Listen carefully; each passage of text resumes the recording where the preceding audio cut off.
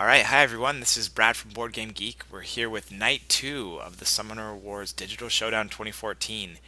We're here to check out two really cool matches. With me tonight are Brian and Frank from Doug's Guide to Summoner Wars. Is that correct? I think I got it right. Got it. Yes. Thanks, guys, for giving up your Friday night and joining me, and thanks for everyone else for tuning in. We're gonna check out two really great games tonight. Um, Maybe we can just take a look at the standings as of last night, real quick. Yeah, so what do you guys think about where we are so far? Frank, Brian, what do you think? Um, the games tonight. We talked a little bit about it last night. They're interesting matches for a couple reasons. The first match we're gonna watch, the Swamp Orcs Shadow Elves match, typically is a Swamp Orcs advantage match.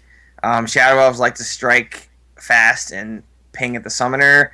They like to use their speed and extra movement to their advantage, and Vine Walls do an excellent job of screwing that up. So I'm curious to see how the Selendar player here tries to deal with that and respond. The other match, the Phoenix Elves and Sand Goblins, it kind of the same thing. Phoenix Elves like to use their units as blockers, and stay safe, be able to attack without retaliation.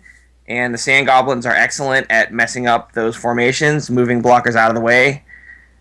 So we got a couple good dynamics here on these matches. I'm excited to watch them. Definitely. Brian, any Yeah, thoughts on? it's interesting for all four players and factions because these two matchups have happened previously in the Swiss rounds. So in round two, we saw the Swamp Orcs and the Shadow Elves, and in round four, we saw Phoenix Elves and Sand Goblins. So it'll be interesting to see if anyone's learned from those matches how the other person's playing. This first game in particular is going to be interesting to see how the Shadow Elf player plays. In all the previous games in the Swiss, it seemed like Selindar had to play sort of a different style. I feel like I really enjoyed seeing the reserve that he used at sometimes, but also still staying pretty aggressive. But it wasn't usually all out attacks. And the different factions that he's had to play have caused him to switch up play styles. So it's going to be kind of hard to see, what he's going to go in with this. But like I said, he's already done this matchup. What will he take away from previously and implement in this? We'll have to watch. Definitely. Yeah, so maybe let's just jump right into this first matchup. So, like you said, they have faced off once already. And I know I've heard one thing from the players throughout this whole thing is annoyance with the Swamp Orcs throughout. Almost every player that's gone up against them has complained. I don't know, just about the skill and the control they have over the board. Right. Um, And again, it's difficult here because of that rampant growth, and a lot of this Shadow Elf commons only have one life, so it's easy if they get too aggressive and too close to the walls or the units that are next to vine walls, that it's going to help spread that even faster. So there's got to be some sort of balance to how aggressive you're going to be. right. Frank, any Yeah, and thoughts on? Oh, God, sorry. no, no problem. Yeah, Night Shadow was, he maybe he won't tell you this, but he was one of the originators, maybe the originator of a strategy I think we're going to see him use here, which is apprentice mages in the Swamp Orc, self killing them to grow vine walls, and he kind of started that back in playtesting. I remember it, and it really grows the swamp quickly, and I think that's part of the cause of the frustration that the players are having because he's able to get so many vine walls on the board quickly, and that's what the Swamp Orcs want to do. They want to control the board and choke you out with all those vines, make you waste attacks on those instead of their units. So I expect him to use that kind of strategy. Like I said before, I'm curious to see how the Shadow Elves respond. They don't have um, great units to kill the vines. So I think if I were him, I'd be trying to rely on um, my some of my champions. The Hydrake, I hope he has him in there. I think he would be big here. Um, and the two attack commons for sure. The swordsman, hunters, and maybe get Selendar involved to try and keep the vines at a minimum. We'll Right, and see. I think I think he's it's a going tall order. to. Definitely. Brian? Oh no, it's no problem. No worries. Yeah, so should we hop right in, you think, or any more thoughts before we jump in? No, let's do I say it. let's go for it. Awesome. All right, so we're going to take a look from the swamp, or, swamp orc perspective tonight. Uh, just with all those events coming into play. So I guess let's just go ahead and see this first turn. So he does move over the Savager, trying to take out that swordsman.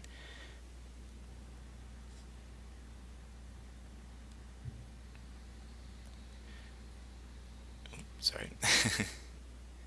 So he does take out his own unit.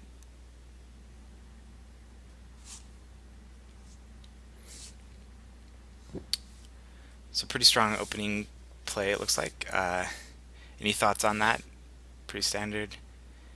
Yeah, I feel like it's a pretty standard move. You want to start getting that wall going, and for some reason, if you were to get the attacks on the Savager at one point in time, while it's not optimal to lose that starting Savager so quick, it's also going to grow that vine as well. So it's a play that we see a lot during the tournament. So Awesome.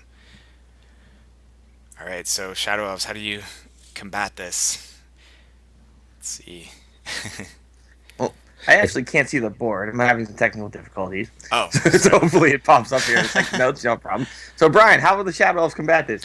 Yeah. it's hard to say exactly what you want to do. I mean, maybe you want to start getting some pings on the Savager or something like that, but at the same time, you probably would want to start generating your magic pool. You've got a lot of units that are just fodder for eventually becoming ensnared in vine walls or just killed on their own. Might as well get the magic yourself, I think, at this point and try and save up for a champion. Or, I mean, unless you can start moving some units down there that could get on Mugluck, but I don't see that that's something that's going to happen right now. All right, Frank, should we hold on, or it's still not popping up? Yeah, I'm going to drop off the call. Try and come back. Well, Uncle Europe saying the Twitch app is not letting him see the video either. No, but I see it on mine. So if I were to open up the Twitch program, it's there. So Maybe I can stop sharing and share it again real quick. Sorry, guys, we're just try this real quick. All right, we lost Frank momentarily.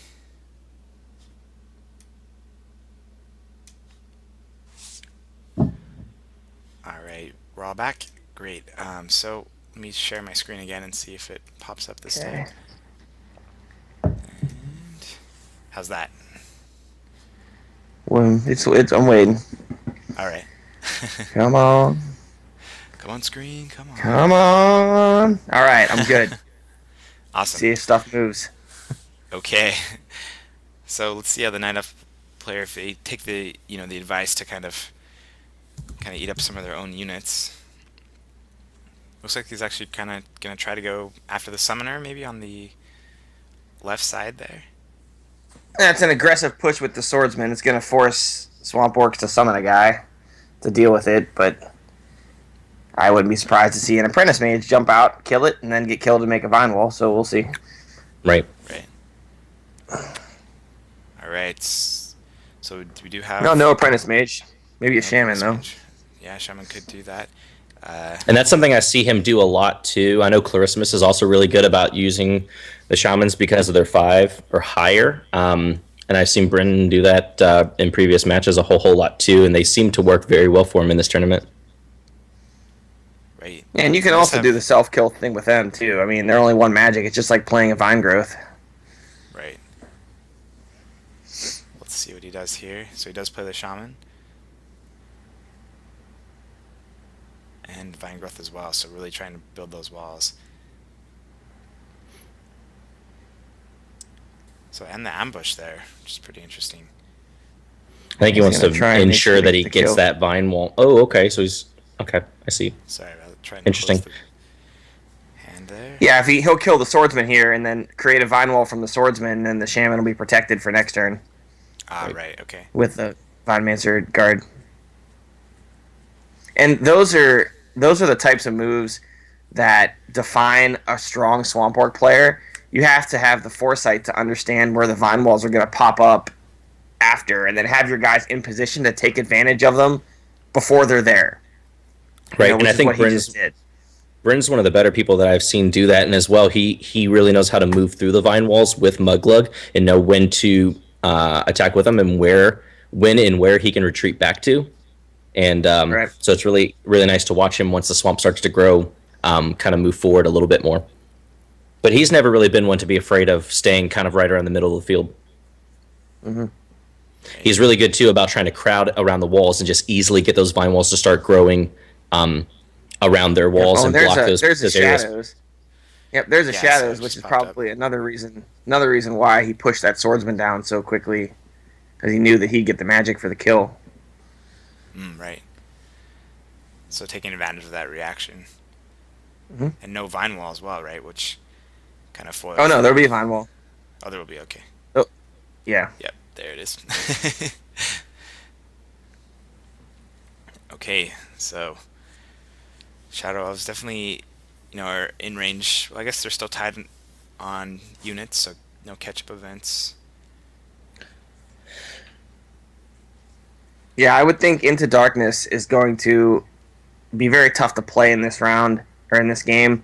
I will, I'm thinking at least Bren's going to kill a lot of his own units himself, and Well, and I also think remember the Savagers are immune to it too. one thing I Their hope that he costume. at least watched for, though, is I thought last game he pulled out an Into Darkness when there were two Savages on the board, but since he can't get rid of them, I think it was kind of a waste of turn. So hopefully we see him not doing Yeah, that this game. that's easy to forget. Yeah. Right. For those who aren't super familiar, Into Darkness only works on two or less cost units. So the Savagers being a 4 coster, it won't work on them. Or Swamp Beasts, I think, are 3 cost, right? Are they Yep, 2? that's I right. think they're 3 cost, so No, it they're wouldn't three. work on those either. Mhm. So All he's right, so still he's playing. got an attack lined up here on the Shaman. Let's see what he does. Right. Oh, If he needs a 5, doesn't get it. so the failed attack. Okay, So and he there's does an have the apprentice apprentice. mage. So, mhm. Right. Can you tell us a little bit about I that and the guess strategy behind here? Yeah, so basically it's a 0 cost. So it costs nothing to get out, but then you get the magic for it. And typically, if you built it, it's going to be the exact same. The only benefit in the Swamp Orcs is that you're going to get a free vine wall essentially for it. So if you had a shaman, you're going to pay a magic for it. You're going to get that magic back. So essentially it's a 0 cost, but it's netting you that magic without and getting the vine wall out for free. Yeah, you're getting a free vine wall at the cost of 1 attack, Right. So let's see if he. and that's powerful. I think he can at least get 2 vine walls out this turn. So it looks like he chose not to Push drop it up. the apprentice, Oh, so he won't do that then. but he is going strong with the Savager forward and the Hunter. So I guess just at this point, just trying to collect. Well, a lot of times, what it seems like has happened in some of the previous games is the Savager will take a couple of wounds. It can take a little bit because it's 3 life. Then he'll drop it back next to a vine wall. So either he can kill it or the Right. opponent will kill it, and it will still generate. So right now, he might just be trying to lure a couple of attacks, like a couple of pings to it, so he could drop it back. You see, he's still close to Muglug, so Muglug can still get close to him to generate a vine wall wherever that's going to be. And now he's got a nice line for vine growths and stuff like that too to come up. Right, and he's kept it 2 spaces away from the Shadow Elf wall, so Shadow Elf player cannot summon something right adjacent to it. It's going to have to summon far away and move into it and risk the fear roll that the Savager has. Right, So and it's what this line that's starting is gonna make a problem for is that we've seen previously a lot of hunters come out in this game, and they're not going to get as much of a benefit now that they can't advance further down the field because there's almost going to be an entire wall of walls on the Swamp Orc side hindering the Yep. movement. Really blocking those lanes, yeah. He will be open into darkness this turn, so we'll see if that Right. comes into play here. Right. So he does remove the. All right. So the I mean, hunter does come Gidzazzer, out. nope, there's a hunter. So moving into a bit of a defensive position. So it does get one hit on the Savager. Try and get lucky on the hunter. Nope. No luck.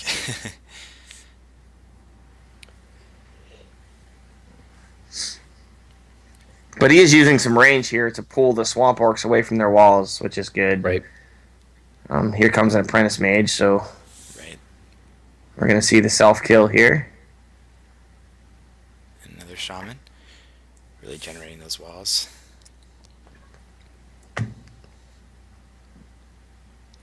Yep. So again, you're seeing he knows he's gonna kill that apprentice mage, so he's playing this turn out, knowing to keep these guys by the walls that are gonna be there. The question is he going to Eventually. kill that? Is he going to kill that shaman too? That's above that, and He may. generate a couple of walls. You may. Well, he's got to kill the apprentice mage first. You have to use. He's got Right. he's got a couple shots at it. So yeah, let's watch him. Right. So he does get the mage.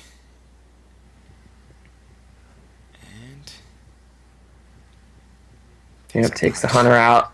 See if he'll use the savager on the shaman. Yep.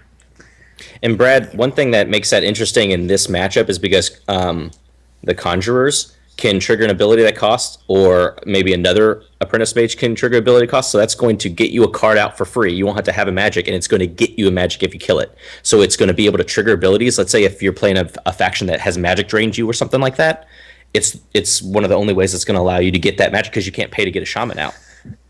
So it's a way to get a unit out, get that magic into your pile in order to power up another ability or something like that. that's On the pretty same awesome turn. strategy. So if Yeah, and you're, you see now he's got these two wounded commons adjacent to a vine wall. So if they get killed, it's going to generate more walls, and that's standard swamp orc play. trickery. And I feel like it's Good. usually something about TNS when he plays games that he ends up with as many vine walls as possible out on the battlefield. I don't think that's an uncommon thing, when playing on Vassal or something like that. So I wouldn't be surprised if we see all 15 We vine see walls all out of on the field. Well, so if you're excuse me, if you're Cylinder out here, what do you do? Catch up event? I mean, you try could. to pull some more It's units? you don't want to make yourself. I mean, you don't want to make yourself. You would be in a lot of danger if you move and try and attack that vine wall that's right next to the real wall. So you probably won't want to do that. I mean, you could jump back a bit. I don't know. I mean, it's already looking kind of nasty, especially with no other units out to try and take out some of those vine walls. Right. Yeah, I mean, I might try and take the hunter out here with the ranger. Maybe self kill the hunter and kind of huddle up and try and get some magic. I need to see his hand. I'm not sure. Right. Other than that, it's tough. He's again he's behind here, so So he let's does see drop what he a does to swordsman. jump up. And that shaman is not protected right now by its ability, so you get an Right. easy kill on it. Although it's going to make a wall. So he does. take the Sometimes you kill. just have to. You just got to deal with the walls. When the swamp orcs are playing well, you just got to deal with it. Right. Kind of is what it is. So he does hit the See- Savager for one more. Yep. See, I wonder if he's hoping the Savager comes down to kill that Ranger, but my guess would be Is that the a vine Savager's gonna growth? stay at home. Is that a guard? Looks like a guard. It's a guard. It's Vine Guard. I would what I think may happen here. I think the Savager might go kill the Swordsman. The Hunter Right. will move to where the Savager is and kill the Ranger, and then Muglug might move up to kill the Hunter to make a wall and put one next to the Savager. That'd be a prediction of how this turn could go. It could go a bunch of different other ways. Any opportunities to block the front wall spot, I feel like he would often take. Yep. Right. So he does play. And a this way, shaman there. this way he can actually corner that wall in too if he moves one up. So Right. don't even worry about moving Muglug up. And this way you could block both parts. Well, no, it's not gonna happen. There's the Savager. There's the Hunter. So those first two things I said. See what he does He does now. move Muggle up. Muglug goes over there. Okay, so he's going to use that shaman to make a wall to do what I'd said instead of kill the hunter. Right. But either way, it's a pretty massive wall of walls right there. Yep.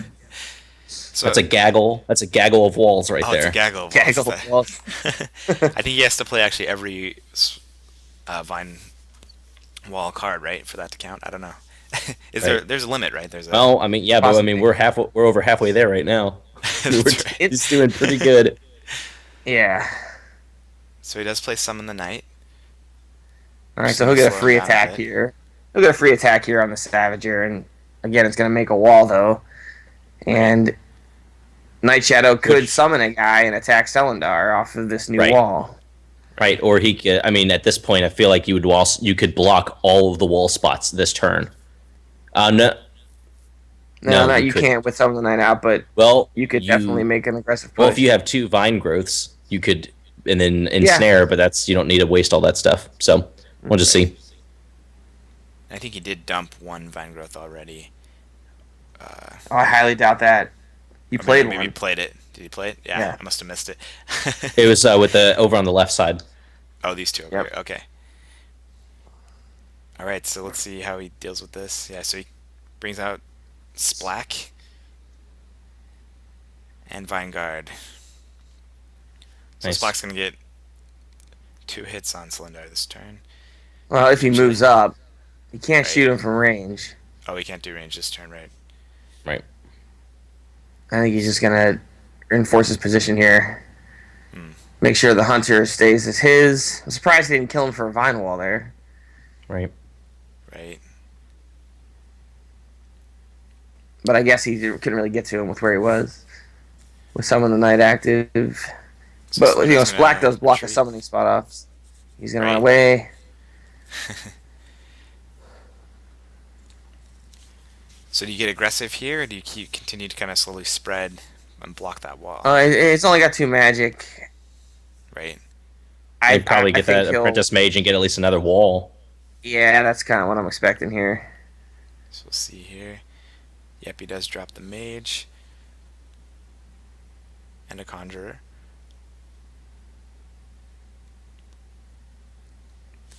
In the chat, they're asking why Splack was attacking the wall.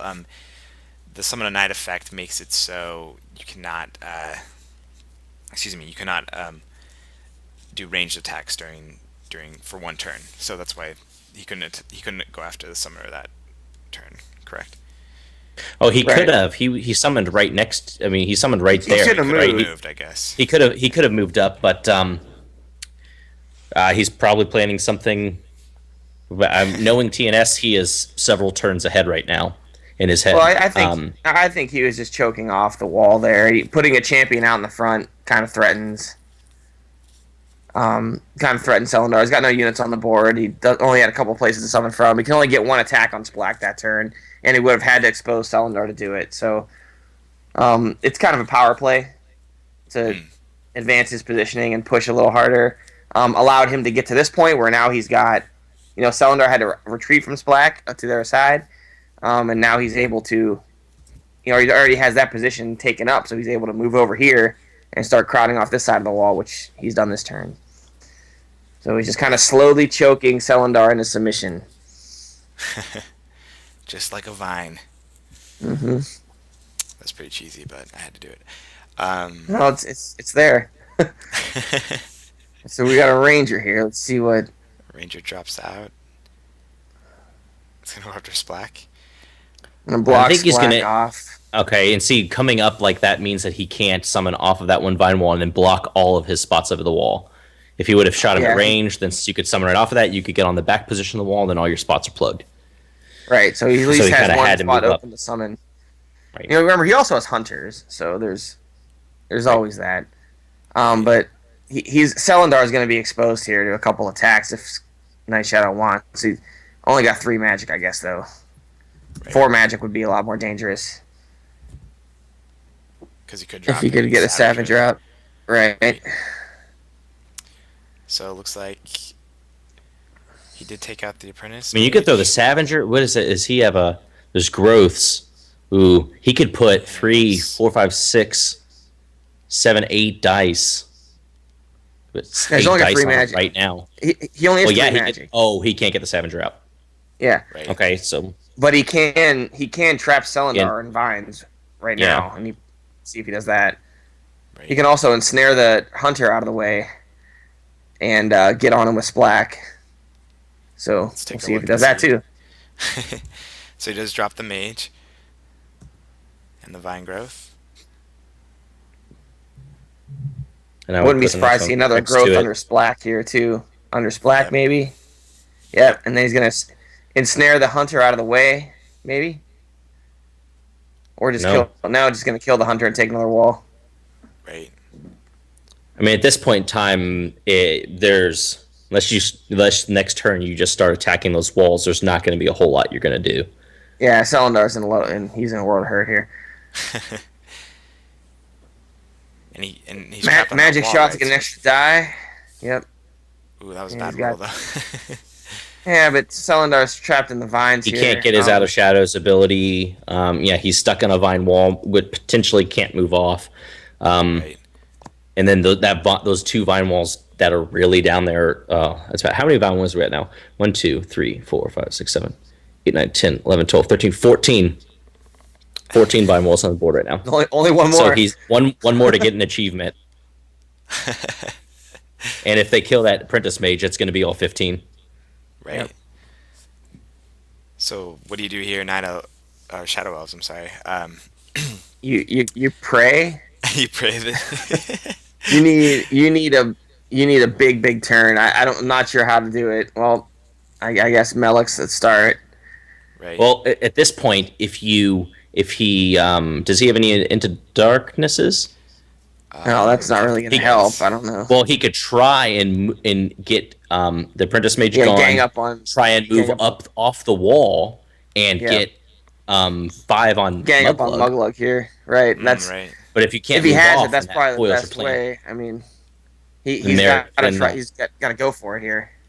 Right. Right. We'll see what he does. But if he doesn't drop a wall on this turn, he's not going to be able to summon up. Celandar fails on the vine wall. Eggs. Right. So move over and text black probably. No, it just stays right there. No, stays there. Oh, there's the 15th vine wall. All out. All right, that's a gaggle. Amongst. That's a gaggle of vine walls right there. All right, I'll officially call it a gaggle. So he tries to take out the vine wall there. So we're going to see. I mean, we're going to see 6 dice here on Celandar and Vine Guard. Well, no siphon though, so that sucks. Oh no, he built a Savager, so we're not going to see 6 dice. We're going to see maybe 5 if he decides to use the mage. So we'll see if he drops here. You could still do 6 dice. How? He does. You could do the rune mage, the apprentice mage magic shot, and then you could do. I guess he could drop the rune mage too. Is that Vine Guard? Vine Guard he played that's there, yep. hard. Yeah, it's wise. It's not going to work on the apprentice mage, but it will protect Muglug from getting surrounded and attacked for a bunch. Well, still get attacked for a bunch of dice, but he needs 5s. All right, but he's still. I mean, he's gonna have 4 dice on him this turn, right? Which is pretty strong. 5 probably.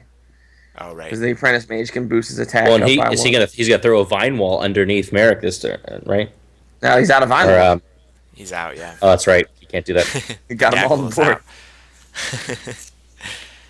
So the apprentice mage hit for 1 or 2, I think. 1. And 1 for Muglug. Muglug is slowly chipping away.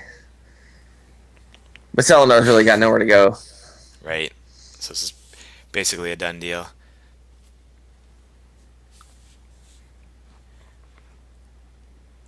So he does get him. Tries entangle, doesn't work because there's no more vine walls. That's funny. And now he's built for magic, so he could finish off 2 with a Savager. So we do see a 100 drop on the wall. Yeah, which is not legal, by the way. That's going to be an iOS bug or an app bug. Well, Gary is watching. Add that to the Can't list. summon on top of vine walls, Gary. So you know. Now, what would you do if Shadow Elf pulls out a win with this? Yeah, move they right win now? here. Another hunter What do maybe we comes do? out. What do you do with that? A hunter comes off of that hunter and gets free movement around the vine walls. Well, the hunter just committed vine suicide, so That's a bummer. looks like it's not going to matter. Well, That's that's what happens. The vine walls automatically kill a unit if it gets summoned You want to on cheat? top of a vine wall. Gary says this is a I'm beta serious. version, which is entirely correct.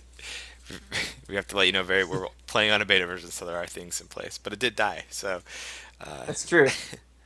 so I there think have Gary did that. I think Gary did that just right then. He just said, adjust. Nope, you didn't succeed on the vine wall he's movement. playing it live. He's fixing it live as we speak. He's like, that unit must die. All right, so a lot of Failed misses attack there. there because Vanguard's up, Right. So this looks like it's going to be our last turn here. and we got a Very potentially. Glurp. Oh, not enough for Glurp, but we get a Conjurer. I'm sad. I wanted to see Glurp. I love Glurp. Let's close this so we can actually see the action. Vine. Let's see the Vine Mancer animate. Yes. And there it is. Oh, Muglug gets the kill with three sixes too. Yep. All right. That is it. That's it. So that's about as solid a Swamp Orb game as you're gonna see. Definitely. Like I Uh, said, you saw how tough it was. I mean, there's no stocking advances. There's not a lot of anything that came out Yeah, it's right really then. that's It's just really it's difficult. really tough when the vine starts growing. right. Very It very seems tough like matchup for the Shadow Elves there. yeah. It seems like they just it's hard to have enough power to really deal with everything that's coming out. Uh, all right. So Yeah, that oh, not go their ahead. strong Sorry. suit. No, that's okay. I'm just saying, power is not the Shadow Elves' strong suit. They're about speed, and the Swamp is very hard, very bad on speed. All about slowing down, It's right? it's difficult. Yeah. S- Excuse me. So we're gonna take a quick break and turn off the audio for a second. We're gonna get Bren on the line real quick. I know he is eager to talk to us um, about the game, so we will be back chatting.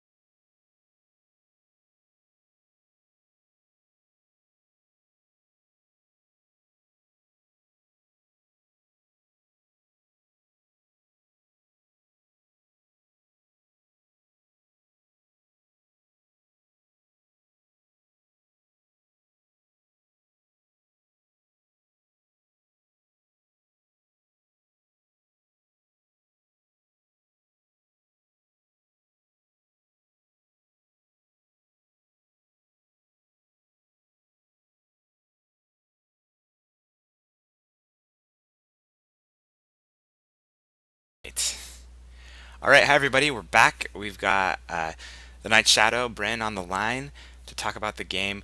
Bren, can you tell us just a little bit about your overall Swamp Orc strategy? You seem to have, a very unique style of playing, one that's been really effective over the entire tournament. I don't know how much I want to say about that actually. I when this tournament was first announced, I actually didn't think I was gonna actually get in. So the deck I put together essentially is one that plays differently depending on the matchup. Versus the Shadow Wells, for example, I'm pretty much going to be only summoning units that I self kill and Savagers because of Into Darkness, right? Um, but against, I don't know, say something like the Guild Dwarves, right? Who would be really, really annoying to face right now. I hope I don't face them. They would force a little bit more of my aggressive build that I built into the deck. So in this matchup, at least, I focused on what I first learned about the Swamp Orcs, which was growing your vines a ton and basically choking the life out of your opponent. Interesting. Frank, you have a question for Bren? Yeah, I guess I can come up with one. So, just to get your opinion on this, what do you believe came first, the chicken or the egg? Oh boy. In reference to what? I don't know. I just wanted to ask you Dragons something not in small pork reference related. in reference to dragons. Oh, and then definitely the egg because there was no chickens at the time. I guess I could probably try and come up with a real question here. Brian? I've Go I've got a question. Go ahead, Brian. I'll come back. So you already play this matchup. So seeing a little bit of how Nate played, what was going through your mind against playing him, or I guess two questions. So in general, when playing Shadow Elves, I know you already mentioned Savagers because of Into Darkness, but what would be your biggest fear in playing Shadow Elves as a Swamp Orcs player? Actually, it happened at the very beginning. Do you remember that swordsman that moved up Right. at the very beginning of the match? He actually did that against me in our second round match. I didn't kill it, and he summoned a hunter off of it and got Right, and four they dice on got both Mukluk those units on you. and and it hit 3 times. And Right. that I did not want to happen again. So I basically, quote unquote, wasted an ambush to make sure I had 2 dice on the swordsman this time instead of one. Awesome. Okay. One kind of I can come up with something real to say here. Not really a question, just more of a comment. I was talking about it a lot during the match, but you do a really good job, and I've watched you play a lot of Swamp Orcs over our Summer Wars careers, right? And you've always done well at this. Is putting your units in a position that maybe they're not next to a vine wall now, but by the end of your turn or by the end of the opponent's next turn, they will be. And it's a hallmark of a good Swamp Orc player to be able to have that foresight and that planning out of a turn to set that up. I mean, it's not as easy as it seems to envision what the board is going to look like after you summon a couple guys and self kill one, and to have that board state set up in such a way that if your opponent does get any attacks on you next turn, that they're just creating more vines. So, Well, I mean, I'll be that's honest. more I a didn't comment than a actually. question, but Yeah, I'll be honest. I actually didn't always have that. Like, I know when we first started playtesting the Swamp Orc reinforcements, because that's when I joined the playtesting team. right. I know I made heavy use of the apprentice mages, but I ran the Swamp Orcs that upcoming Gen Con, and I completely wiped. Like, I had no wins whatsoever in the 3 matches I played with them, and I actually stopped playing the Swamp Orcs then for quite a while. It was actually due to my opponents that played the Swamp Orcs against me. I had 2 mirror matches that I actually Yeah. relearned how to play the Swamp Orcs. And after just studying exactly what they were doing and um, what mercenaries they used in their decks, then that's what got me back into playing the Swamp Orcs about a year and a half later. Yeah. I So have a I question. will give Oh, you. Oh, go ahead. oh, Go ahead. no, You go have ahead. a It's fine. question. I'll jump in I was after. just gonna give him. I was just gonna give him props for including Glurp in his deck because I love Glurp. That's all. Hooray for Yeah, I Glurp. was just gonna say for us non-expert players, do you have any tips in terms of deck building? It seems like you had a lot of different options built in to deal with different situations. Do you have any tips for first-time Summoner Wars deck builders and what they can do? um, I think I think really what you have to do first is get a lot of plays with the base deck. Now, this is something that I encourage any new player. I basically play only with new players. I teach a lot of Summoner Wars. I think I've taught over 300 people how to play. And I basically only play with new players nowadays. The main the main point I want to give here is that you want to play with the base deck a lot. You want to find out which commons you like the best and build around them. Like I am a avid hater of hunters. I don't like them whatsoever. But some people have that I've taught the swamp orcs to actually love them, and they do well with them. And hey, kudos to them.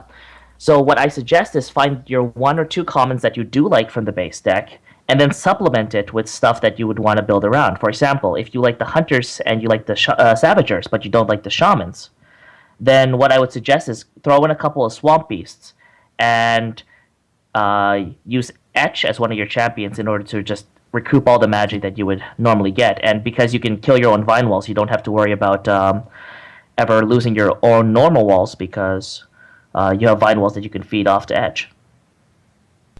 It's a pretty cool strategy. Brian, Frank, any questions? Any other questions?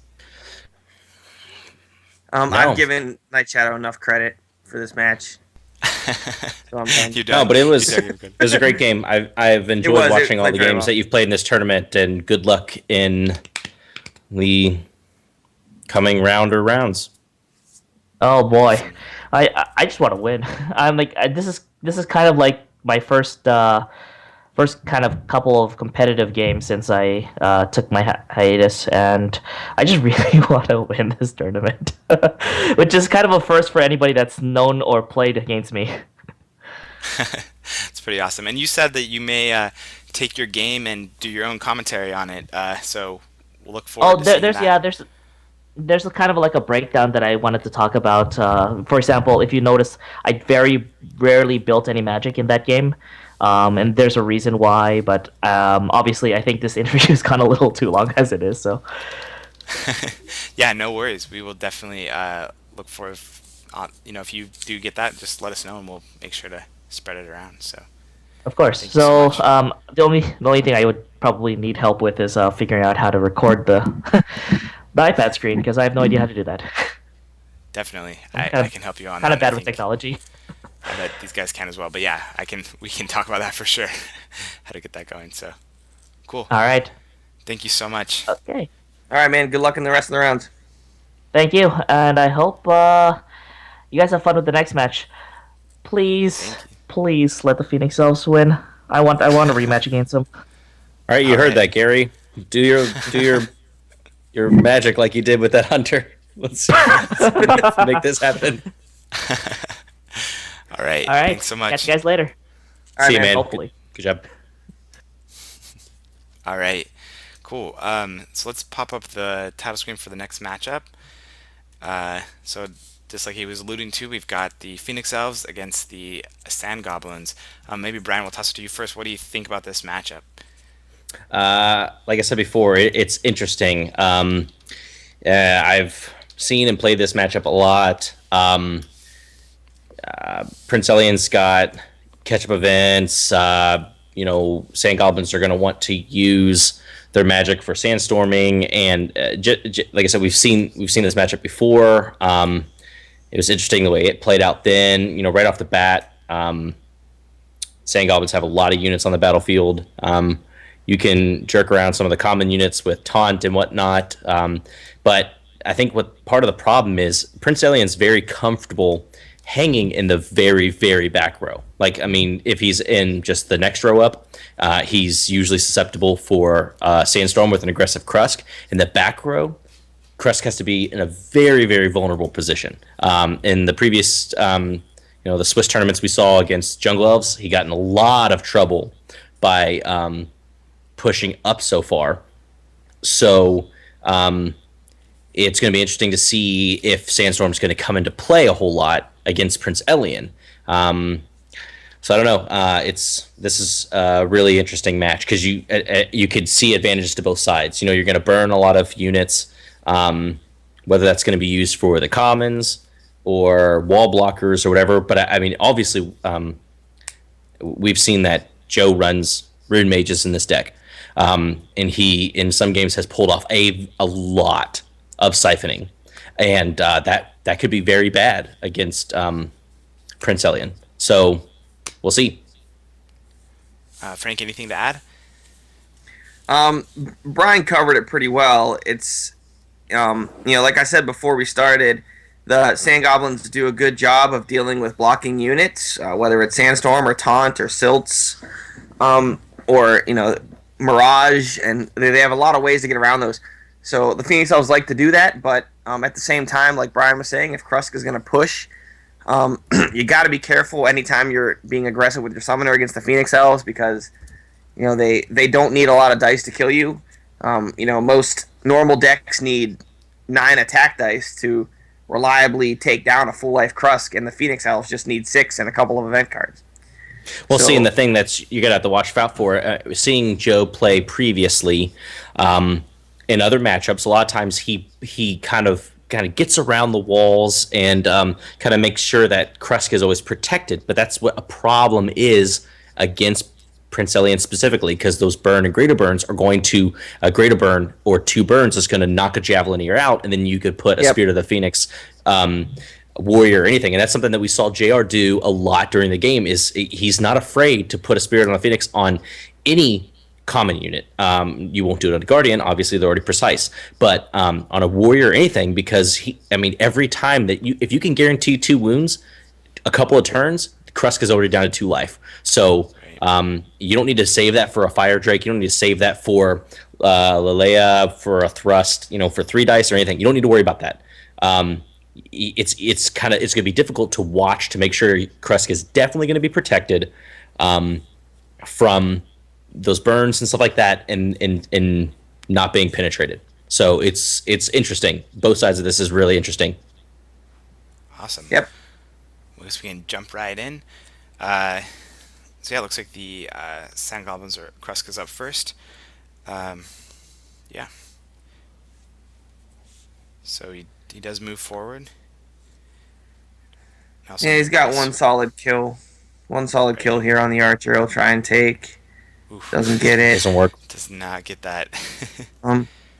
Something though that might happen here. I don't know if Joe knew this or planned for this. Elian can jump up and fire blast that Javelinier, even though he's not adjacent, because fire blast is not an attack. So he might think that Javelinier is safe, but he might not be here. Right? He won't. Well, he definitely won't be. And then he can block with the warrior too, right after that. So he's going to scavenge a Javelinier here, which is interesting. Maybe Shiny will actually be used. Right. Greater burn right off the rip. That's awesome. So that could come into play.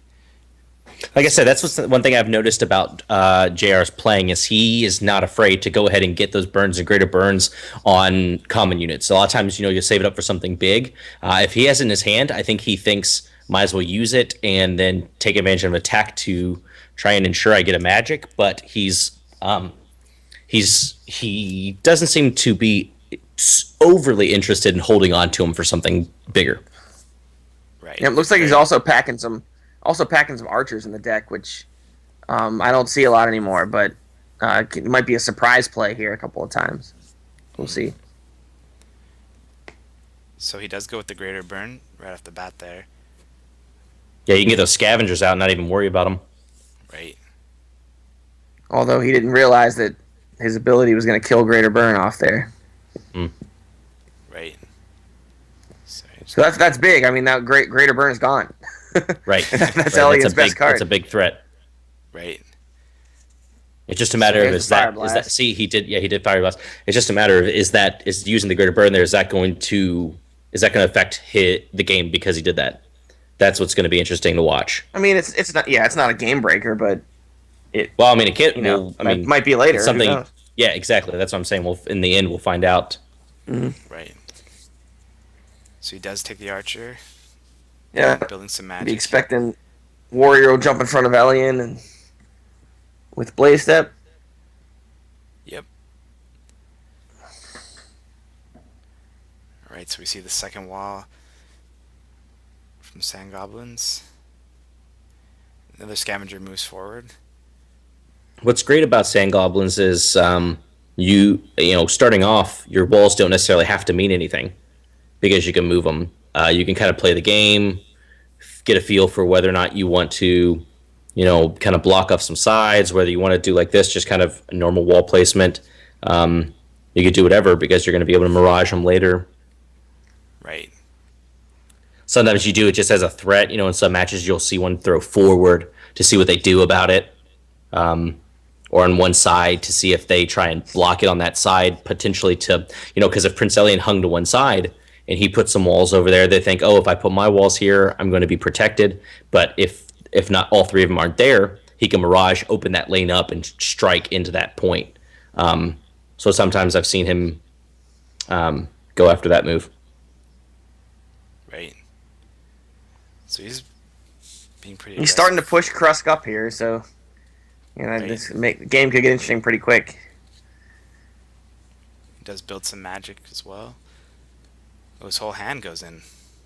Yep. Jeez. Well, now it's four magic is a big number for the Sand Goblins because they have a couple champs that are solid. You can get off 4. So he does have magic drain. And not in play though, so we'll see if he probably get rid of his own archer here during the turn somehow. Right. Does drop the second wall. So like you guys were mentioning, he's not afraid to use Spirit of Phoenix on these common units. And really, Yep. really moving forward early. He'll take a scavenger out. I expect to see him fire blast his archer, and he'll put a precise wound on that scavenger. Right. Looks like it. So he does use precise. And precise on the other one as well.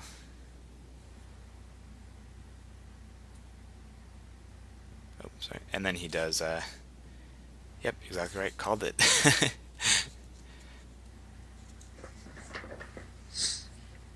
Blaze step again. back to the standard safe spot. There's Biter. So Biter comes out. See, now he's going to do the advance where he blocks the wall spots, I believe. Yeah, Like I said, because we've duck and seen that cover. happen before, and that's going to protect him from the archers. I think he's seen that happens. So he's watching out for that a surprise archer, potentially. I'm not sure what that surprise archer would do here. Well, it does, like, I don't know, I guess it protects the scavenger from getting shot. Well, what it does is it keeps them close. Like even if Lilea came out right now, Lilea's too far away, so it forces Krusk to move in order to sandstorm. Playing duck and cover means Lilea needs to be next. Yeah, well, yeah, Krusk cannot be attacked here because of the duck and cover. Right. Right. So that's a good point. So it allows for that advance. Interesting. I just always forget Right. what duck and cover does because I just automatically build his magic. He just built a merc, so he's not planning on hopping off on that wall. Now, that wall's almost gone. I mean, he's doing pretty good. That's one thing I noticed him do in all the matches. He's not afraid to ping at the walls with the Javelineers if no one's really moving. Right now, he's playing little aggressively. Yep. And Interesting here also. he's been. Oh, go ahead. Oh, go ahead. I'm just gonna say he only built 1 magic here, and that's probably because he's ahead in unit count. So he knows a magic drain could potentially be coming, and he's only gonna let JR take 1 magic from him if he pulls that out. And he does. So he does take that 1 magic. And, sometimes that's good to do, just to know that your opponent can't retaliate unless Joe has a bomber. here's the bad thing for Krusk, because he's got to know, okay, he killed that scavenger, he's got 7 magic, Fire Drake can come out, and now Krusk is not really in a good place Fire Drake. for a Fire Drake. So there's that to think about. And, Elian is in a position where he could get sandstormed here, but Krusk has no magic. Right. And he does splay step the warrior forward. See, and that's interesting that he did that, because he doesn't have any magic, so that, because if he had magic, he could sandstorm Prince Elian and get Biter on him. Right. But that's not going to happen. So he did play Taunt. Taunt's going to clean up a couple of these commons here. Right. Will enable him to get both commons out of the way. And probably still get an attack on the wall with Biter. See, but no, 9 magic and leaving Krusk take the open right warrior. there is interesting. Yeah. Maybe Yeah. was he unable to pull both? Or? Well, he should have been able to. He must have been a He strategic should have choice pulled that not next to do it. Biter, Right. Let's see what unless he he's does. planning on. No, he's not moving. Okay. Oh, I'm gonna okay. bring Crust down and So block still him with the okay. So still Shaman keeping here. him. So still keeping him safe.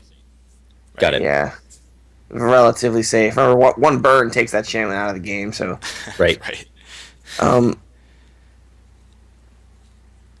Krusk is kind of safe. Well, I mean, like I said, a Fire Drake right now is going to get a wound on Krusk, and it's going to kill that Yeah, Shaman and too. He kill the doesn't even Shaman, need to use a right? burn. Right. So that wall's still But I mean, standing. he can summon a guy up there, burn the Shaman, and then get a couple precise hits on Krusk if he has Spirit and all that Right. stuff. All right. Nine magic. I And mean, like I said, he's moving pretty aggressive for nine magic. Like I said, all Prince Elliot has to do is move one space to the left, and he can't get to him. Right. So, I mean, he can get Biter. Well, no, not if he moves two spaces over. So, Right. interesting, interesting. We'll have to see. So going on to Prince Elian's turn.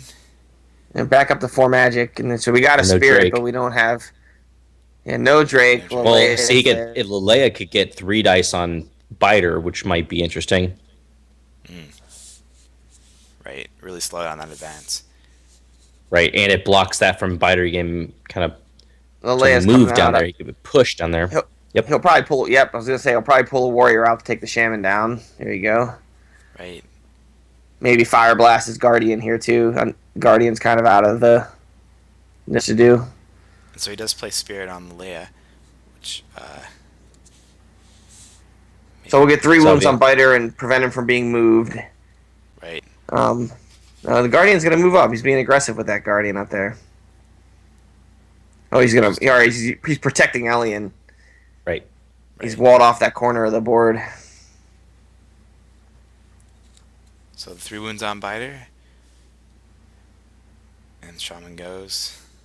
Yeah, but now he can also hide that warrior right behind the Guardian too if he wants. Right. So now Joe knows though he doesn't have to necessarily worry about magic drain for a little bit. You know, it's 4-2. He could bring a unit out, Mhm. take care of the warrior, take care of the wall, hit a little bit at Leia, but another Well, Spirit of Phoenix and Biter's gone. Leleia could probably be killed here. I mean, Right, he's and got it's Sandstorm. He's got right, but you're also putting Krusk in a lot of risk. In order to do that, you're going to open yourself up to being hit on several sides, and you're well, pretty deep enemy territory. I mean, I guess you could summon a shaman too, but it's I don't know. Right. I think he could back Krusk up to right in front of his wall. Well, And actually, Biter can't move anyway. well, he could. Oh yeah, I guess he would have to. He has to Oh, sandstorm yeah, him, that so he wouldn't can't work. position. That wouldn't work. Got to Sandstorm Leleia first. Right. So he does drop a Slayer. Just and Well, that'll he. Well, how's he gonna do this? He must be planning on using Sandstorm. Oh no. Well, he could push over Biter and then move Leia up. Yeah, no, he can't. You can't push Biter until Leleia's moved. Mm. Well, then maybe he's. Mm. Maybe he's gonna move Leleia over one, Biter down one, and then the Slayer. No, it doesn't work either. I don't know what he's doing. let's take a look and see, I guess. So he did Moving use those guys Sandstorm. around. So just to move those guys. Interesting. So he's protect. I guess that does protect Krusk at least from that. He's still Guardian. open. Still open on one side, Right. but only five. Only 5 magic now. Though that's enough for Melina. Right.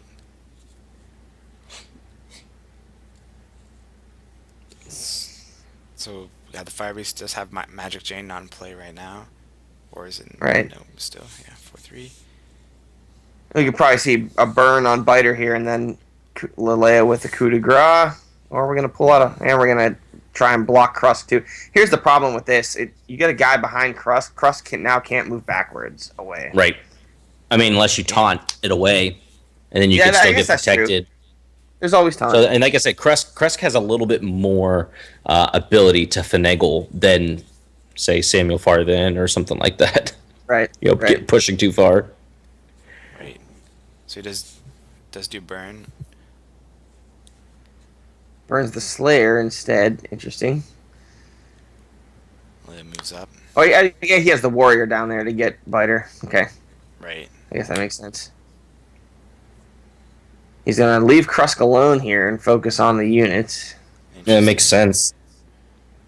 Mm-hmm. Biter bites the dust. And Yeah, and so what that definitely. also does is keep the Slayer off of Leia this turn.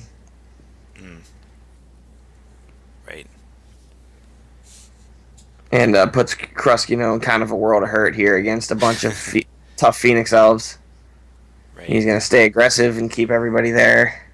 Only 2 magic for Krusk here, so Right. Doesn't have a lot of options. this is tough. This is a tough situation. There's a wall. Okay. No, no units. Mirage. Nope. Sandstorm. He's just going to get the kill there on the warrior. Push Malay out of the way. Do something with the Fire Beast. Yep. So what do you think about that move? Was that the correct choice there, or do you think should have Well, retreated more? it depends on what he's got in his hand. Hmm. I know he might not have had many other options. A Mirage can save him if he draws it, but we'll Right. have to see. But Uh, what it does do, he puts that wall on his backside. So now, if Mirage comes, he he can't. won't be flanked by a person. He can move the wall away and Right, get he out. can move the wall himself and get out. So Ah. Okay. maybe that's what he's thinking. I don't know, Right. or he could just be making it so Crust can only get attacked from one direction. Right. All right. So Phoenix Elves, nothing drops this turn.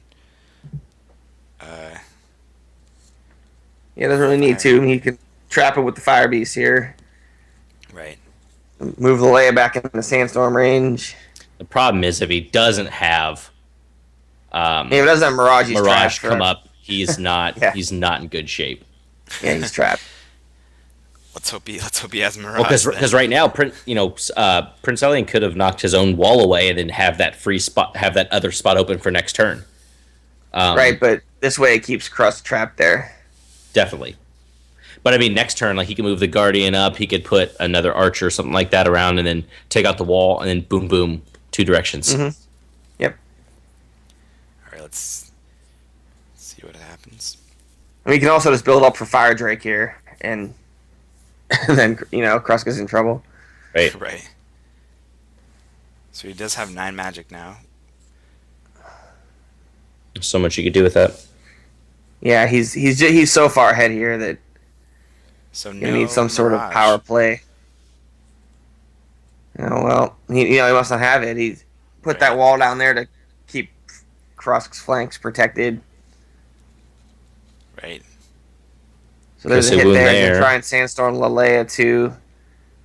There, pulls her up to make sure she gets the kill. Right. So there she goes. Yeah, Oh, and he see gets now shot- he'll be able gets to. a shot of the Fire Beast too. Ooh, nice. Didn't get That was a the pretty kill. decent turn. Looks like. Yeah, the Fire Beast is gonna Hellfire next turn though now and take the Shaman out and wound Krusk. Right. Right. And he can put the Archer behind him and shoot him after that if he wants. Right. Or no, he can't because it would kill the Archer too. Never mind. Right. So do you use a burn here and take out the shaman? Or do you save it for? No, he can get it for free anyway. Yeah, he's gonna get it Alright. anyhow. I would say you to save it. Here, maybe here. Oh, he's gonna burn it anyway. That's, Is he gonna? that's fine. Well, now he gets 2 I guess dice on now Krusk, he- I guess. Right. And there Gonna comes go the dig the Fire Drake. Drake out. Ugh. Fire Beast moves It's forward. not looking good. Yeah, it's Mirage this turn, or else it's. Well, he has a pretty darn good chance of drawing it. Right. He's got a Yeah, 4 75% cards left, chance to right, draw it here, unless he built it already. I seriously hope not.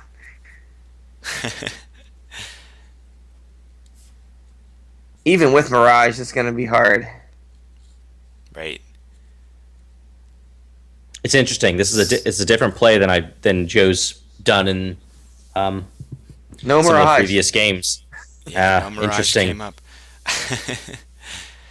Well, see, and now he could put up a spear. Does he still have Spear of the Phoenix? He put a Spear of the Phoenix um, Yeah, the Spirit of the Fire Phoenix Drake on Fire him. Drake basically ends the game.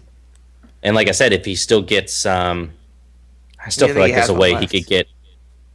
I feel like there's got to be a way he could still get it done this turn. We'll see. There's two in the discard. Is there three in the deck There's potentially? yeah, there's 3 in the Okay, deck. so yeah, he's definitely still got one. Unless I guess it's in his magic pile, but I guess we can look for Yeah, this. I'm fairly certain he could take him out this turn. Actually, yeah, he can. Well, he has 12 If he magic, gets so he can if summon he's both jams. with that and an archer, like I said, take out the wall with the guardian and then shoot through it. Right. So there's a lot you could do. It's not looking awesome. Yeah. So the Fire Beast does go. We're gonna see the Actually, Fire and Drake now. JR's got a 75% chance to draw Melina. He did. So the game's over here. Melina, Hmm. Spirit of the Phoenix, and the Fire Drake, Breath of Fire ends the game. Right. Right.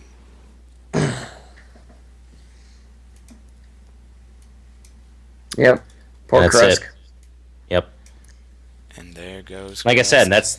that's what I was saying at the beginning. It's really tricky because in order to get it's really tempting to try and get in range to do all the sandstorming, but then Prince Elian can just easily sit in the back, and then you're stuck. So, oh man, Wow. interesting.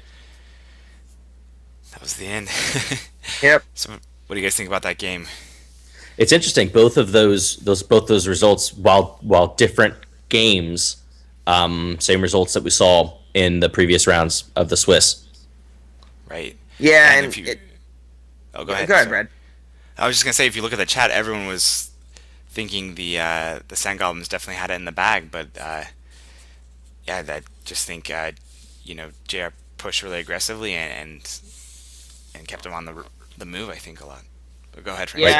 Yeah, Sorry. and Krusk was very aggressive there, and he kind of got caught up, and that's that can happen. The Phoenix Elves don't need a lot of they don't need a lot of firepower to bring you down, and he was able to kind of trap Krusk up there and without a whole lot to do. It's when you're playing aggressively with the summoner like that. It's very touchy feely. You have to be very careful. Joe maybe is a bit unlucky there. If I didn't check his discard pile to see if Mirage was in it, but um, a bit unlucky not to draw Mirage there if he didn't actually get it to get away. Um, it didn't really have time to see the taunt to pull out the blockers and those kind of things. Those didn't really develop for him. So one reason the Phoenix Elves were able to do so well is they didn't have to deal with that. Right. Well, let's see if we can get excuse me. Let's see if we can get JR on the line. He did say that it may be touch and go, so we'll take a quick break and try and find him. And if not, we'll come back and sign off and be ready for tomorrow. So.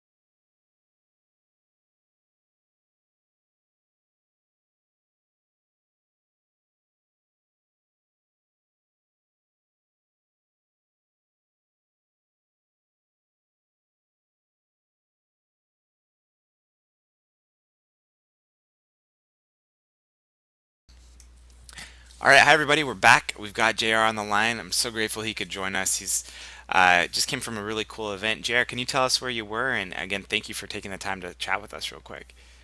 Hey, thank you guys for putting this all together. It's honestly a huge thrill to be a part of all this. Feels really neat.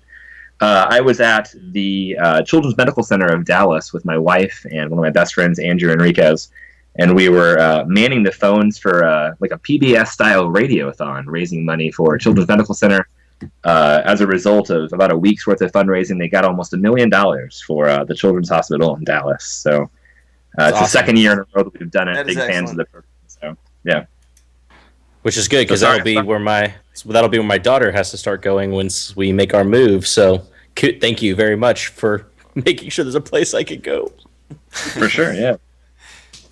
I just can't. Is it a thing? Like, is it public information what you guys are doing in the summer? Oh yeah, we talked about it on the podcast already. So Cool. I'm so excited for you guys to get down here. I cannot wait to play Summoner Wars in the office. right, I'm just glad that somebody will play Summoner Wars with me now. So Yeah, I'm Because always down. Colby man. won't. Yeah, well, Colby's not very good, so right, he's not. Contrary to popular belief. yeah. Sorry, we'll Follow- edit that out of. Wait. Are you telling me we can't edit? We can't edit this now? Ah, This is crap. live. It's live. Oh shoot. I mean, Colby is a great Summoner Wars player. Hey, you've got 2 days to write a nice apology letter and then Oh gosh, bring it on Monday. I'm gonna No, lose my what job. Colby is? Can I? Is this rated R PG-13? Tell me what I'm allowed to say.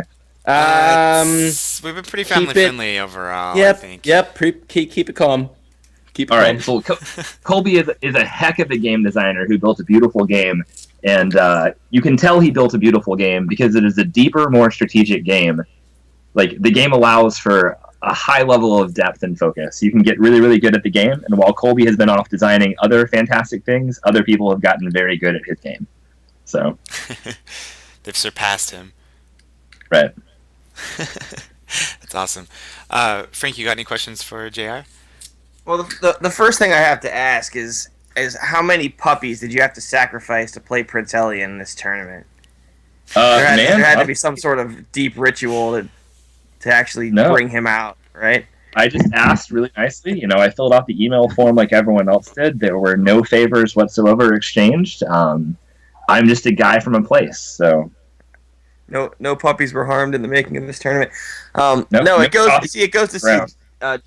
JR raised a bunch of money for children tonight, so there are nice people out there in the world that play Prince Elian. So that's good to know. It's just a I'll disguise. ask. It's just a charade. I will. it's I'll funny. ask a real. Go ahead. I was gonna say I recognize it in the Summoner Wars meta, which I'm really not a part of. I don't talk about it online at all, really. But like, people out there hate Elian and Prince, like, and like the Phoenix Elves and turtling is awful, yada yada yada. And like, whatever. I don't know what to say to that other than beat me with them. So I don't know. I have no comeback for these things. Well, the games I've watched you play on through this tournament aren't very turtley, so it's it hasn't been excruciating to watch like some of the Alien games I've seen. So that's good. Yeah, man. What I was Oh, the Vanguard Jungle Elves game was way more turtley than any of the ones that I played. yeah That is fair. that it slowed down in the middle. Yeah. What I was gonna ask my real question is how did you have a specific strategy in mind or something in the back of your head going into this game against the Sand Goblins, knowing that they have a lot of ways to remove your blocking units and access Elian in ways that other Okay. factions kind of can't do. So here's the thing about the Sand Goblins. I have never seen them before this tournament. Because I own the master set, but I never play in person, really. I only play on the iPad. So I had never seen them before. Like, I vaguely knew kind of what their summoner did, but I had to go look through their whole card list during my game. The first game that I played against Joe was the last game of last round, and it was like really, really, really close. I was probably like at a 75 to 80% win probability against him, and then he dropped a Rune Mage on one of my walls, took all my magic, and I'd never seen a Rune Mage before. I was like, what in the world is that card? That's amazing. So he had dropped that on my wall, and so like that was the thing that I knew was going to happen. So this round in the playoffs or whatever, I was like just way more careful about it. But the Phoenix Elves are sort of a glass cannon. Like I'm going to do one thing, right? Like I'm going to out magic you. I'm going to drain you. I'm going to make you throw away units trying to kill my stuff, and then I'm going to burn you to death with Trogdor. Like that's how the game is played. Yeah, So I don't know. Does that answer the question? I hope. a bit. I mean, you didn't really come into the situation in the game where he could use taunt to yank a warrior out of the way and then attack Elian, or he could use Sandstorm. Yeah. You did a good job of getting him back over there, way in the corner. You had a guardian on the wall up there blocking the high left flank, so he couldn't get down close to him. So that's kind of what I think the Phoenix Elves have to do here against the tricks like that. I mean, it's really no different than like playing against, say, the Shadow Elves or the Jungle Elves, or even like the Vanguard with Cavalry Knights, right? Like, you sort of just have to be aware that like your opponent can get cheap dice in on you if you leave them for them. Right. But like, this is an incredibly well designed game, and there's a cost for these things. And I think the cost for the Sand Goblins is like, with the exception of that ridiculous 2/1 Archer, the common, like the rest of their stuff is sort of expensive and sort of plotting. And like their summoner is really good, but their summoner is also expensive. So like if I can keep him lower than 2 magic, like his summoner is just like a 2/6 body with an archer on it. Like I can just ping at him, right? Like I just felt like I needed to keep my walls super forward and just make sure that he couldn't do a lot of things to me, which I felt like I did pretty well. Yeah, I agree. Definitely. Brian, So any in this, questions? this could be just for the long term of the tournament. But so archers in the deck, did you pack a specific amount of archers? Is there a reason for the archers? Was it for a specific matchup that you had in mind, or what's up with the archers in the deck? Man, I'm gonna feel so bad about this because there's like a recognizable and deep meta that I'm not a part of. I didn't know what any of the mercenaries did, so like I have a base Phoenix Elves deck that I play with that my buddy Nate, who's actually playing the Shadow Elves in this tournament, he just keeps a deck made for me and I play with it. And like I have my little deck on the iPad, which obviously doesn't have any second summoners or any of the new stuff, whatever. And it has the mercenaries that like I never look at them. So no, none of those decisions were decisions. It's just like the base deck, and I just like added some fire guys because like sometimes you want to summon a 3-drop and kill a bunch of commas at one time. And I changed out the champions obviously because what's her name? Kalissa? What's the base? KCL, yeah. KCL, yeah. Like she's like 30% of the time amazing and 70% terrible. So I just summoned her out for Layla, who I think is just consistently better. But yeah, not a lot of thought went into it. And it's just I'm building a glass cannon. I'm going to shoot it and hope it doesn't break. Awesome. Any other questions for JR? I don't think so. Come on, you guys aren't going to ask no. me why I decided to cast a greater burn for absolutely no benefit whatsoever on the first turn. Well, I'm trying to get the benefit of the doubt on that one. No, I read the card and I didn't read it correctly. Like I just didn't know what that unit did. I was like, oh, I'll burn this thing out and I'll get the magic from underneath it, like a boss, right? I'll 2-for-1 this guy and have 2 magic. It'll be like a mana drain. And then like the card went away and my card went to my discard pile and the unit was still there. And it took me like 5 full American minutes, like 300 seconds to figure out what had happened. Like I was like mentally, I was like 2/3 of the way through my angry email to Playdeck to tell them that their app was broken. What's the conversion rate from? Oh, go ahead. Sorry. American minutes to Texas minutes. Yeah, Texas minutes. Is that Right. what you were Canadian gonna minutes, ask? I don't know. Texas Everything's minutes bigger are in just Texas, so correct. They're just a little bigger. That's all. 62 seconds each. That's right. no, But yeah, I wasn't gonna beat you up. I wasn't gonna beat you up anymore for that. I think I sufficiently made fun of it during the live During game. the stream, yeah. sure. to my credit, I think I recovered pretty well. So You did. Right. Well, thank I you don't so know. much, JR. Thank you so much for taking the time, and I know you're really busy tonight for a really good cause, and thank you for being able to be here with us, chat with us. yeah, for sure. What did you? I'm gonna go watch the live stream again. I want to hear all of it. But what did you guys think of the match? Like, was it poorly played? Was it like 2 monkeys just running into each other? Do you think it was like high level play? I'm really curious to know. It's kind of hard to, without seeing what the Sand Goblin's hand was. It's hard to tell because one thing we were trying to figure out is where the Mirage was because Yeah, compared to some of his other games, he played less aggressively. He played aggressive with Krusk, but he didn't back it up in the second half of the game like we would see before. And I couldn't really tell what caused that halt, and to see what was exactly going on to try and get Krusk out of the situation. And so it was interesting there. And one thing, like I said, it's interesting about your playstyle of Phoenix Elf is because I feel like your use of Burns and Greater Burns or Spirit of the Phoenixes is a little bit more interesting than a normal Phoenix Elf player who will kind of like hold him up or save him. I don't know if it's just that you try and keep it in your mind, like, well, I want this in my hand, but I don't want it to clog my hand, so I'm going to make a use of it. I can do that math for you real quick if you want it, or at least like talk through it. Sure. Like the idea is that a Spirit of the Phoenix sitting in my hand is basically a Greater Burn. In that I can drop a warrior for 1 mana, right, which costs me 1 card. I can Spirit of the Phoenix, which costs me 1 card, so I'm 2 cards down now. I can use that warrior to pick off their unit, which gets me a card back, which means I'm 1 card down. And then I can kill my warrior, which gets me a card back, which means I'm 0 cards down. So like it translates in cards basically into a Greater Burn. So I think it's actually more effective to just use them on warriors to kill things. Also, against a deck that has big commons, like big butt commons, I don't have a lot of great ways to deal with those things. Like, with the exception of my warriors, like, what else am I going to cast that's going to deal with a common that's right in my face? I can pretty much burn it with Elian or hope that I have a champion available. But using them that way lets me make sure that I don't get overrun.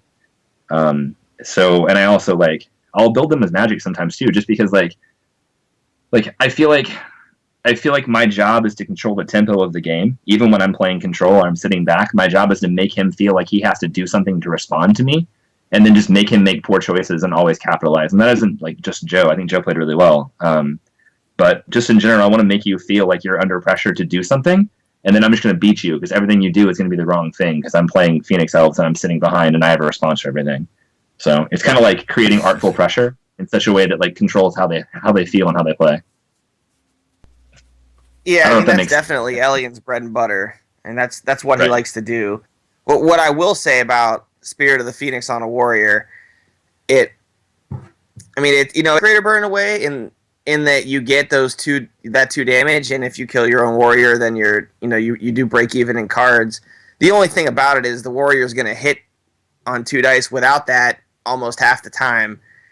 So it's half the time it works really well for you, and half the time it's like, well, I wasted an event card. But what you do gain out of that is the knowledge, and this is where Elian, this is what Elian does well, is he knows exactly what's going to happen when he plays Spirit of the Phoenix. There's no variability.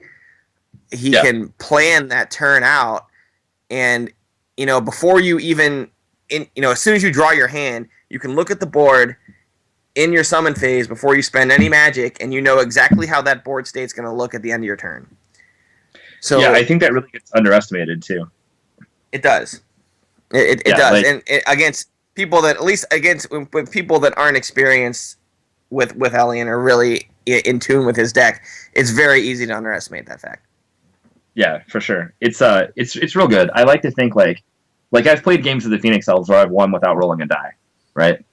It's almost like you're just breaking the basic rule of Summoner Wars, which is like dice rolling affects how the game goes. And I really don't like dice very much, so I guess that's why I play Phoenix Elves. But I got some dice made for you to give you when we moved down to Dallas. They have your name on it and everything. I guess now I just got to throw them away. I don't believe you. I mean, I have this beautiful set of artisan dice. So to say that, I wish this was video. I do actually have 5 G6s that are each like red and white, made of beautiful wood from artisan dice. That I use as my Phoenix Elves dice, and I only roll them only when I'm playing on the table with Phoenix Elves. And I don't let anyone else use them, and I never use them for any other purpose, which might be a little extravagant of me, but I don't care. They're super fun, and I rarely mess with them.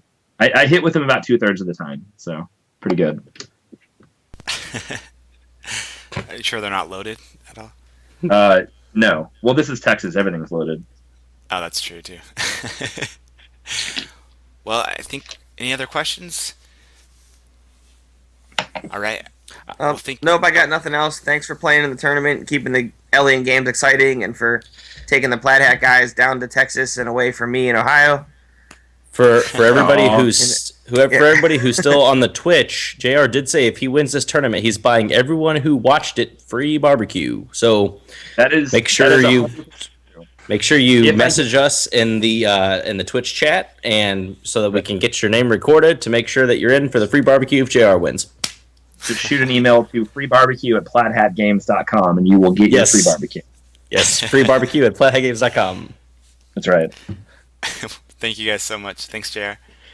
Thanks, guys, for making me internet famous. I appreciate it. You're very welcome, Our sir. pleasure.